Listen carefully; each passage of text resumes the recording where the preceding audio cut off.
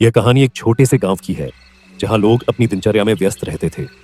गांव में एक बद्दा सा जंगल था जिसे लोग भूतिया जंगल कहते थे।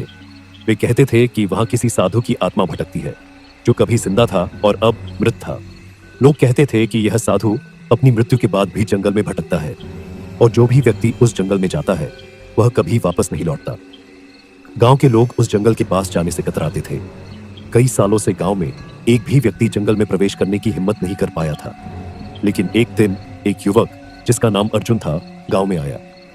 अर्जुन ने सुना था कि उस जंगल में कुछ रहस्यमय घटनाएं घटती हैं और वह इन घटनाओं का पता लगाना चाहता था। वह एक साहसी युवक था और उसकी सोच थी कि वह किसी भी स्थिति में डर को हराएगा। अर्जुन ने गांव के बुजुर्गों से जंगल के बारे में सुना और फिर एक दिन वह जंगल में जाने का निर्णय ले लिया। शाम का समय था जब सूरज ढल रहा था और आसपास की हवाएं हल्की हल्की चल रही थी। अर्जुन ने जंगल के अंदर कदम रखा और धीरे धीरे वह गहरे जंगल में पहुंचने लगा। आसपास की चुप और ठंडक उसे अजीब महसूस हो रही थी, लेकिन उसने डर को अपने दिल से बाहर निकाल दिया। जंगल में घुसते ही एक अजीब सी शांति छा गई। जैसे ही अर्जुन कुछ कदम और बढ़ा, उसने देखा कि एक व्यक्ति चुपचाप पेड़ के नीचे बैठा है। वह व्यक्ति एक साधु जैसा दिख रहा था। सफेद लंगोटी में उसके चेहरे पर एक रहस्यमय मुस्कान थी और उसकी आंखें ऐसी थी जैसे वह सब कुछ देख और समझ रहा हो। अर्जुन को यह दृश्य थोड़ा अजीब लगा, लेकिन उसने सोचा कि यह कोई साधु होगा जो ध्यान में लीन है। अर्जुन ने उस साधु से पूछा, तुम यहाँ क्या कर रहे हो? साधु ने बिना कोई उत्तर दिए बस सिर हिला दिया।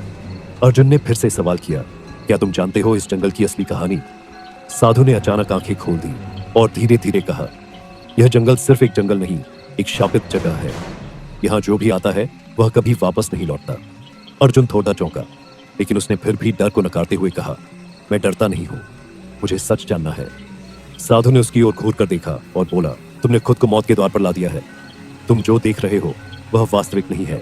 तुमसे पहले भी कई लोग आए थे, लेकिन वे सब इस जंगल में खो गए।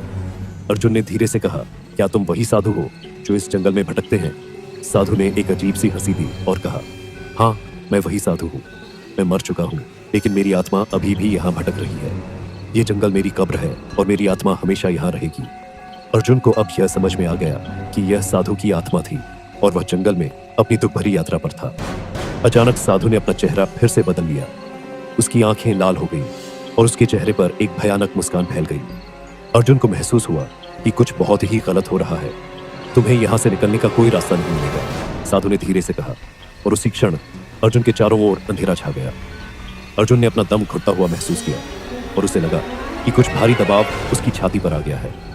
वह भागने की कोशिश करने लगा, लेकिन जैसे ही वह एक कदम बढ़ता, सब कुछ और भी अंधेरा और घना हो जाता। अर्जुन ने हिम्मत नहीं हारी।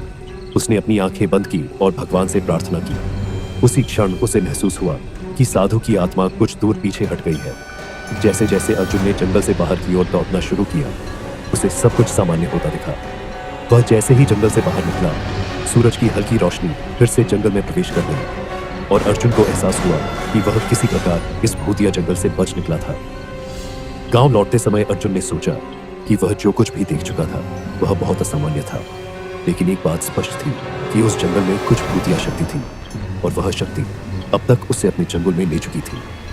अर्जुन ने यह कसम खाई कि वह फिर कभी उस जंगल में कदम नहीं रखेगा। अर्जुन के बाद कोई भी उस जंगल में जाने की हिम्मत नहीं कर पाया। गांव में हर किसी ने यह कहानी सुनी और लोग मानने लगे कि वह साधु की आत्मा सचमुच जंगल में भटकती है और कोई भी व्यक्ति जो उसे देखे वह कभी बचकर नहीं निकल पाता।